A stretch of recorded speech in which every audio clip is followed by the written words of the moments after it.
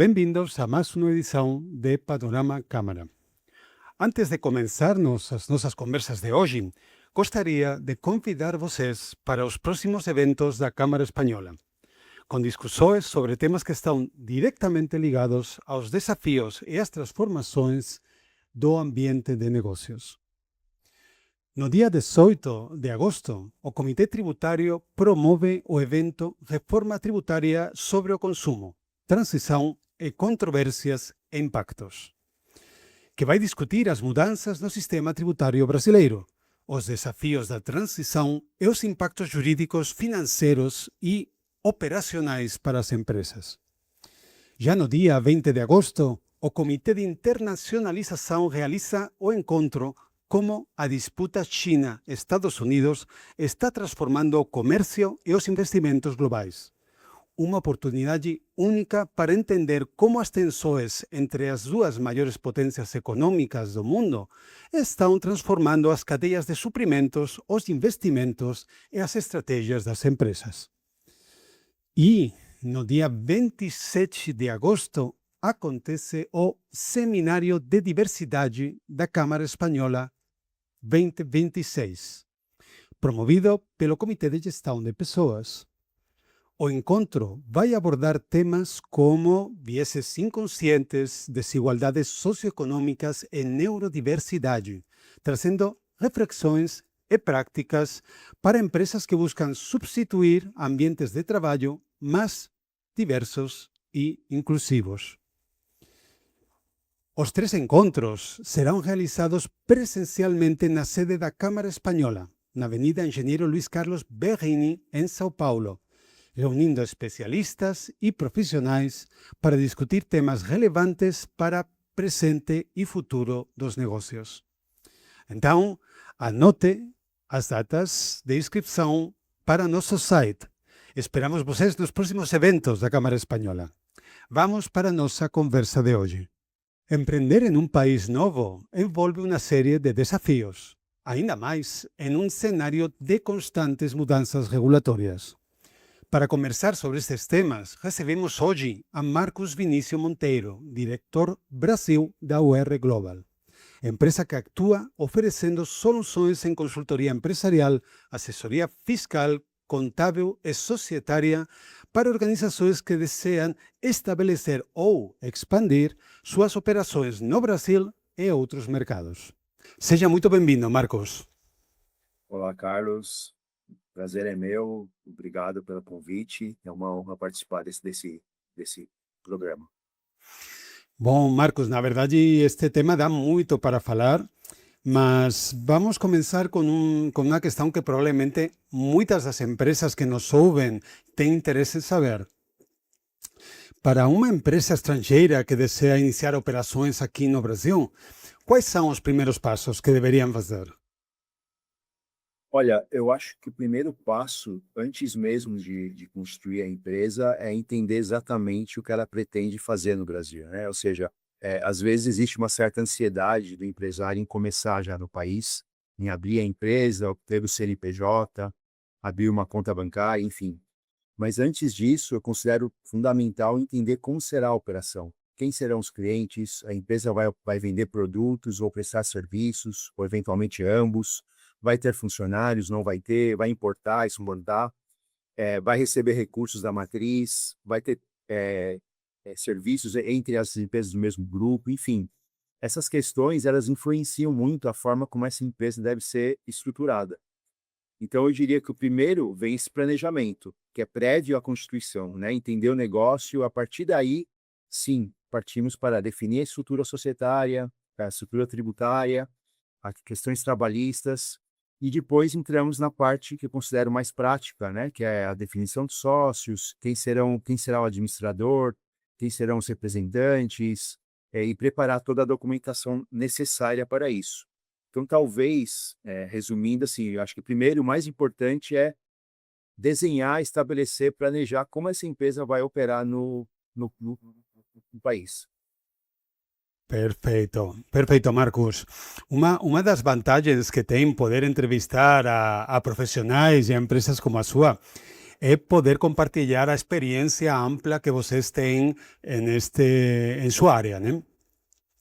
E uma coisa que eu tenho curiosidade de saber é, na sua opinião e na sua experiência, quais são os erros mais comuns cometidos por empresas durante esse processo de constituição? Olha, eu penso que um dos erros mais comuns é justamente enxergar a constituição da empresa apenas como um procedimento burocrático. Ou seja, vamos contratar alguém para abrir a nossa empresa, obter o CNPJ e depois vemos o restante. Hum. Eu penso que muitas vezes é aí que começam os problemas, porque algumas decisões elas devem ser tomadas no início, antes até da Constituição, né? Porque as decisões que você toma, elas podem ter consequências, tanto no aspecto tributário, a questão do regime tributário, questões societárias, trabalhistas, que têm muito impacto posteriormente. Então, por exemplo, aqui no Brasil você deve escolher um regime tributário para a empresa, lucro real, lucro presumido, enfim. Ter essa análise bem feita, ela tem um impacto. Então, é muito importante analisar isso ainda no processo de constituição. Definir o objeto social, o código de atividade da empresa, isso pode ter um impacto, né, futuro. Então, essas definições, elas são muito importantes, né? Entender isso só depois que a empresa já foi constituída pode representar um prejuízo, que aí você vai ter que alterar a empresa, alterar os estatutos da empresa. Então é um erro muito comum, principalmente quando falamos de grupos internacionais, ou seja, não entender muito bem a operação do país, do Brasil, as características próprias do Brasil, e tentar antecipar isso ainda no processo de constituição. Outro erro que eu acho que às vezes acontece é tentar replicar modelos já existentes em outros países, na matriz ou em outros países, e tentar aplicar o mesmo modelo no Brasil. Por exemplo, né, às vezes um contrato utilizado na Espanha ou em outro país, traduzir para o português, simplesmente passar a utilizá-lo aqui. Ou as políticas internas, os benefícios que são aplicados aos funcionários, os procedimentos financeiros, tudo isso pode gerar um problema, porque o Brasil tem muitas peculiaridades, né? Uma legislação Hum. muito específica, um sistema contábil muito próprio. Então, é muito comum que o empresário internacional, o empresário estrangeiro, queira replicar no Brasil os modelos que já adotaram com sucesso em outros países. No entanto, esse modelo não pode, eventualmente, não funcionar no Brasil. Então, eu acho que é importante entender isso e tentar também adaptar o seu modelo ao que realmente o país exige. Então, esse eu considero que é um erro, assim, é não observar essas questões previamente. Perfeito, Marcos. Então aí temos dois temas importantes, que é o primeiro de dedicar um tempo importante a planejamento e o segundo, el poder-se assessorar das particularidades do país. Ter empresas como a OR Global que te van a colocar em contexto de onde estão as principais particularidades do país onde você quer entrar. Exatamente, exatamente. Esse é o caminho. Eu acho que ser bem assessorado, ainda mais num país tão complexo como o Brasil, é fundamental. Perfeito.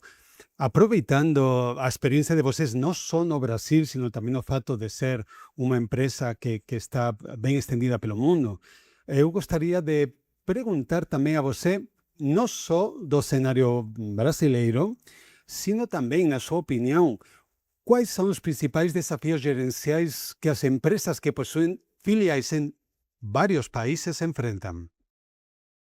Esse é um tema que eu acho que eu posso falar um pouco. A UE Global está já no Brasil há 16 anos e no mundo estamos em mais de 10 países, trabalhando em comum muitas vezes com clientes em todos os países onde estamos, são mais de 10 países, né, como eu comentei. Então, acho que é um tema que nós estamos acostumados a verificar. Eu acredito que um dos desafios mais importantes é encontrar o equilíbrio entre aquilo que deve ser padronizado, globalizado, e aquilo que é muito próprio da realidade do país em que você está. Encontrar esse equilíbrio acho que é um desafio, porque é natural que a matriz ela queira ter procedimentos comuns.